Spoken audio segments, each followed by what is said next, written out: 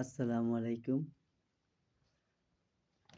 একটা ভূমিকম্প যেরকম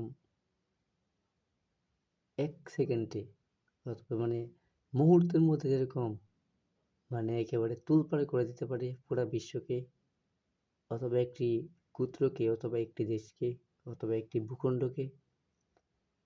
ঠিক তেমনি জীবনে এরকম কিছু মুহূর্ত আছে যে মুহূর্তগুলোতে আপনি হয়তো এক ঝটকাতে উপরে উঠে যাবেন, নয়তো আপনি ধ্বংস হয়ে যাবেন, যেতে পারেন।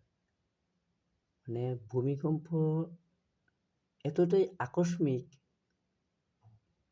যে এটা হলে আর কারো কিছু করার থাকে না। তো আমরা এই ভূমিকম্পর এই ভয়াবহতা থেকে যেরকম বেঁচে থাকতে চাই, ঠিক সেরকম এরকম মুহূর্ত যাতে আমাদের জীবনে না আসে যে ভূমিকম্পের মতো আমাদের জীবনটা ধ্বংস হয়ে যাচ্ছে, এরকম কিছু।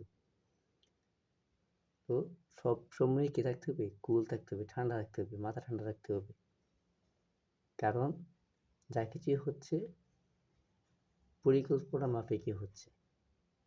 ধন্যবাদ।